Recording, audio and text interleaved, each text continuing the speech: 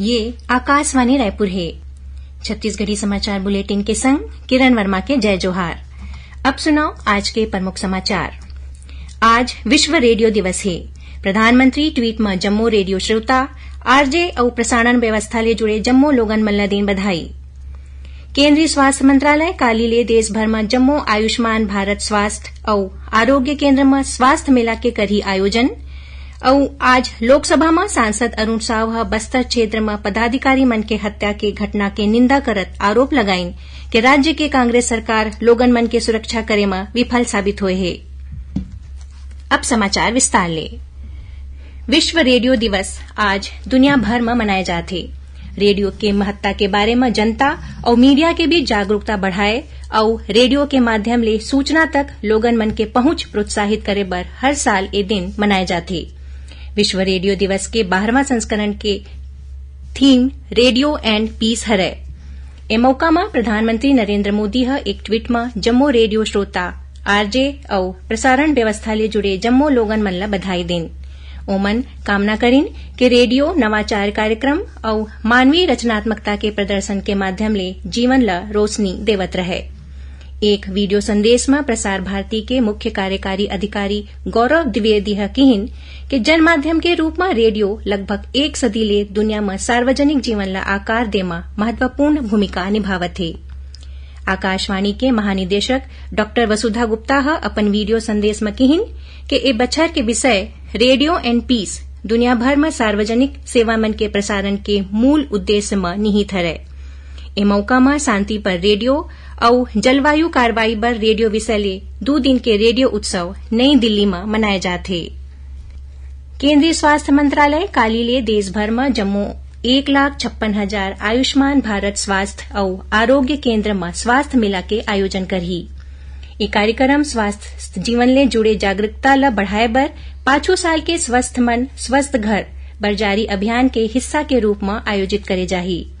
मंत्रालय एक वक्तव्य में कहिन कि शारीरिक और मानसिक स्वास्थ्य ले जुड़े जागरूकता ल बढ़ाए और अच्छा स्वास्थ्य बर साइक्लोथॉन और साइकिल रैली के रूप में जम्मू आयुष्मान भारत स्वास्थ्य और आरोग्य केंद्र मन में एक साइकिल कार्यक्रम राखे जाही। केंद्रीय स्वास्थ्य मंत्री डॉ मनसुख मांडविया एक ट्वीट में कहिन कि साइकिल शरीर ला स्वस्थ और सक्रिय राखे के श्रेष्ठ उपाय है। बिलासपुर सांसद और भाजपा के प्रदेश अध्यक्ष अरुण साव आज लोकसभा में छत्तीसगढ़ में पाछू 30 दिन में 4 भाजपा पदाधिकारी मन के हत्या के घटना के निंदा करेन। ओमन आरोप लगाइन कि भाजपा के 4 प्रमुख पदाधिकारी बुधराम करटाम, नीलकंठ कक्केम, सागर साहू और रामधन अलामी ल लक्ष्य करके मारे गए हैं। श्री साव एला भाजपा के खिलाफ राजनीतिक षड्यंत्र बताइन। सांसद आरोप लगाइन कि राज्य के कांग्रेस सरकार लोगन मन ला सुरक्षा दे में पूरा तरीका ले विफल साबित होए है। ओमन कहिन कि प्रदेश में भाजपा नेता मन ले सुरक्षा वापिस ले गे है। श्री साव केंद्र सरकार ले मांग करिन कि ओमन राज्य सरकार ला लोगन के सुरक्षा के इंतजाम के निर्देश देवें। संगरा श्री साव एक घटना के निष्पक्ष जांच कराए के मांग घलो करिन। उन्हें लोकसभा में आज राजनांदगांव सांसद संतोष पांडेय बस्तर संभाग में हत्या के मामला अपराध धर्मांतरण के संगरा भाजपा के पदाधिकारी और कार्यकर्ता मन के रिहाई के मुद्दा घलो उठाइन। ओमन केंद्र सरकार ले ए मामला के निष्पक्ष जांच एजेंसी ले कराए के मांग करिन। अवैया विधानसभा चुनाव के तैयारी ल लेके भारतीय जनता पार्टी डहार ले राज्य भर में बैठका के आयोजन करे जावत है। यही कड़ी में पार्टी के बड़का नेता और विधायक धरमलाल कौशिक मुंगेली में भाजपा जिला कार्य समिति के बैठका लेन। बैठका ला संबोधित करत श्री कौशिक पार्टी पदाधिकारी मन ल कहिन कि ओमन अवैया विधानसभा चुनाव में जीत बर केंद्र सरकार के योजना मन ल बूथ स्तर तक जा जाके लोगन मन तक पहुंचावे। उन्हें राज्य सरकार के भ्रष्टाचार और वादा खिलाफी ल घलो आम लोगन ला बतावे। ओमन पदाधिकारी मन ला जनहित के मामला ला गंभीरता ले उठाए बर कहिन। बैठका में पूर्व खाद्य मंत्री पुन्नू लाल मोहले घलो मौजूद रहिन। छत्तीसगढ़ी समाचार बुलेटिन आप मन आकाशवाणी रायपुर ले सुनत हव। छत्तीसगढ़ के खबर ले है आपकी वास्ता और खबर के विश्वसनीयता ले है हमर वास्ता। आकाशवाणी समाचार रायपुर के प्रादेशिक समाचार बुलेटिन के संगे संग हमार समसामयिक कार्यक्रम आप रेडियो के संग अपन मोबाइल में घलो सुन सकत हव। आकाशवाणी समाचार फेसबुक, ट्विटर और यूट्यूब में घलो हावय। हमार फेसबुक पेज हरे Chhattisgarh news on AIR, Twitter handle CGAIR news और हमार यूट्यूब चैनल हरे छत्तीसगढ़ AIR न्यूज। तो अब रेडियो के संगे संग आपके मोबाइल के माध्यम ले हम आप तक पहुंचत हन। छत्तीसगढ़ के हर खबर बर सुनत रहो आकाशवाणी समाचार। अब आगू बढ़बो बाँचे समाचार कोती। मुख्यमंत्री भूपेश बघेल आज बैकुंठपुर के घड़ी चौक में प्रदेश के पहली वित्त मंत्री स्वर्गीय डॉक्टर रामचंद्र सिंहदेव के प्रतिमा के अनावरण करेन। डॉक्टर सिंहदेव ल कोरिया कुमार के नाम ले घलो जाने जात रहीस। यही सेती मुख्यमंत्री बैकुंठपुर के घड़ी चौक के नाव बदल के कुमार चौक करे के घोषणा करेन। श्री बघेल डॉक्टर सिंहदेव के संग पाछू राजनीतिक और व्यक्तिगत जीवन के अनुभव घलो साझा करेन। ए मौका में मुख्यमंत्री कोरिया जिला में करीबन 11 करोड़ रुपया के लागत के आने विकास काम के भूमि पूजन करेन। बलरामपुर रामानुजगंज जिला में दम घुटेले 3 जिन ग्रामीण मन के मौत हो गए। मिली जानकारी अनुसार जिला के कोटपाली ग्राम पंचायत के खजूरी गांव में पाछू रतिहा 4 जिन ग्रामीण शराब पिए के बाद ईटा भट्टी के ऊपर कंबल ओढ़ के सुत गे रहीन। बताया जात है कि काली मझनिया ए भट्टी में आगी जला के काम करे गे रहीस। जिला के ASP सुशील नायक बताइन कि ईटा भट्टी में धुआं के सेती ऑक्सीजन कमी होगी और एकर ऊपर कंबल ओढ़ के सुते के सेती एमन के दम घुट गे होही। राजनांदगांव में होवत महंत राजा सर्वेश्वर दास अखिल भारतीय हॉकी प्रतियोगिता में अपन मैच जीत के रेलवे मुंबई और NCR प्रयागराज के टीम क्वार्टर फाइनल में जगह बना ले है।